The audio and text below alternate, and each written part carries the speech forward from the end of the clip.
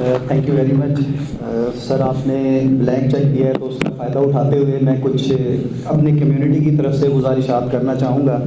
सबसे पहले specialised health care में ही कोई 3-4 इश्यूज़ हमारे हैं सर। एक तो sir health care commission sir आपके अंडर आता है इदारा सर, और उसमें गवर्नमेंट पे तो रेगुलेशन उनकी बाइंडिंग्स हैं, सब कुछ है, बट प्राइवेट सेक्टर में उतना कुछ नहीं है।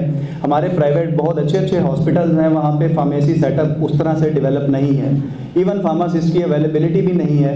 गवर्नमेंट में हम प्राइमरी सेकेंडरी में तो क्लेम करते हैं कि 50 बेड पे हमारे यहाँ एक फार्मासिस्ट है, बट प्राइवेट सेक्टर में ऐसा कुछ भी नहीं है सर। इस पर मैं आपकी तवज्जो दिलाना चाहूँगा कि वहाँ भी उनको हिदायत करें कि वो अपने विजिट्स में भी इसको चेक करें और फार्मासिस्ट इंश्योर करवाएं वहाँ पे।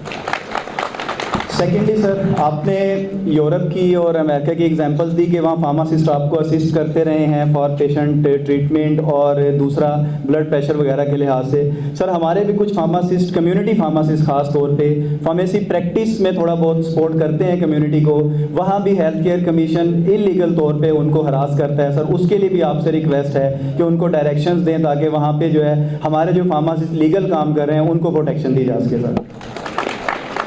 थर्डली सर, प्राइमरी में जिस तरह मैंने आपको बताया कि सर 50 बेड पे हमारे यहाँ फार्मासिस्ट मौजूद हैं। आपने एक पॉइंट बड़ा रेज किया है कि जी मेजरली जो फार्मासिस्ट हैं वो प्रोक्योरमेंट में इंगेज हैं। Sir I do agree with this, but reason is के वहाँ पे नंबर ही बहुत कम है सर फार्मासिस्ट का। आप स्पेशलाइज्ड हॉस्पिटल में सर फार्मासिस्ट का नंबर इन्हेंस करवाएं सर। मैंने 2016 में सर ताइवान का एक हॉस्पिटल विजिट किया, टाइपी जनरल हॉस्पिटल। वो 2000 बेड का हॉस्पिटल था और वहाँ 192 फार्मासिस्ट थे जो कि काम कर रहे थे मुख्तलिफ। और हमारे यहाँ मेयो में वैसे तो 65 फार्मासिस्ट की सीट है, बट वो भी इतनी कम है कि सर आप खुद बता रहे हैं कि ज़्यादातर फार्मासिस्ट एडमिन के रोल में है, क्लिनिकल साइड पे वो रोल डेवलप नहीं हो पाया।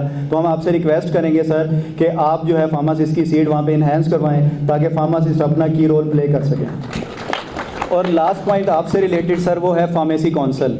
सर मोस्टली हमारे इश्यूज़ जो हैं फार्मासिस्ट कम्युनिटी के वो फार्मेसी काउंसिल से रिलेटेड हैं सर। उसको सर रिवैम्पिंग की और डिजिटाइजेशन की ज़रूरत है सर। उस पर सर आप स्पेशल फोकस करें ताकि सर हमारी जो यंग आने वाले फार्मासिस्ट हैं उनके कैटेगरी के इश्यूज़ हैं या रिन्यूअल के इश्यूज़ हैं वो सर टाइमली रिजॉल्व हो सकें। Secondly sir, DG drug control साहब मेरे डिपार्टमेंट से ही हैं सर, मेरे बॉस भी हैं, उनसे मेरी रिक्वेस्ट है सर कि अपनी जो फील्ड फॉर्मेशन है और उनको सर डायरेक्शंस दें कि फार्मासिस्ट की अवेलेबिलिटी को इंश्योर कराएं सर फार्मेसीज़ पे।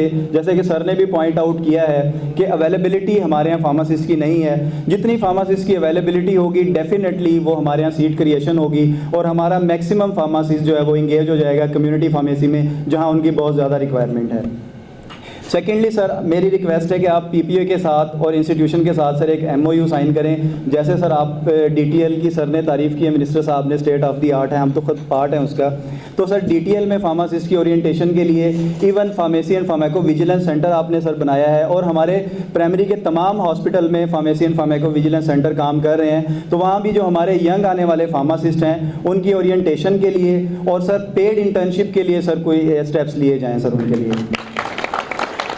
लास्ट पॉइंट मेरा ड्रैब के हवाले से है। आसिम रऊफ साहब यहाँ मौजूद हैं, हामिद साहब पीपीएमए को रिप्रेजेंट करें यहाँ पे मौजूद हैं वो भी। एक तो सर प्राइवेट सेक्टर का हमारा फार्मासिस्ट बहुत पिछड़ा है सर, उनकी जॉब सिक्योरिटी बिल्कुल नहीं है और उनकी जॉब का कुछ पता नहीं होता। एक अच्छा खासा वर्कर आज ड्यूटी पे जाता है और शाम को उसको कह दिया जाता है कि आप जाएं, you are no more required. तो सर उसके लिए कोई ऐसे लाहे अमल ज़रूर इख्तियार करें कि फार्मासिस्ट की जॉब सिक्योरिटी जो है वो एटलीस्ट जो रूल्स एंड रेगुलेशन है उसको ज़रूर फॉलो किया जाए। अगर कोई अच्छा काम नहीं करता बेशक उसको निकालें, लेकिन किसी प्रोसीजर के तहत निकालें। इस तरह से तजलील ना की जाए हमारे प्रोफेशन की सर।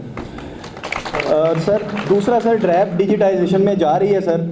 हम आपको अश्योर कराते हैं कि हमारी जितनी भी फार्मासिस्ट कम्युनिटी है वो आपकी डिजिटाइजेशन में आपका पार्ट बनने के लिए तैयार है। तो सर हमारी जितनी भी कम्युनिटी फार्मेसीज़ है जहां फार्मासिस्ट अवेलेबल हैं उनको ज़रूर सर इसका पार्ट बनाएं और आपके सर जो भी एमओयूज़ या जो प्राइस के नोटिफिकेशन वगैरह है उसका कोई ऐसा मैकेनिज़्म बनाएं कि हमारे एक ग्रास रूट लेवल पे, हमारी फार्मेसी लेवल पे जो है ये चीज़ें अवेलेबल हों ताकि लोग उससे जो है एग्जैक्ट फ़ायदा उठा सकें। ये सर चंद गुजारिशात के साथ, बाकी तो बहुत कुछ है कहने को लेकिन टाइम कम है। सर मैं आपसे उम्मीद करता हूँ कि इन इशूज़ पे आप देखेंगे और हमारी कम्युनिटी के लिए कुछ अच्छा करेंगे। अल्लाह हमारा हामी नासिर हो। Thank you very much.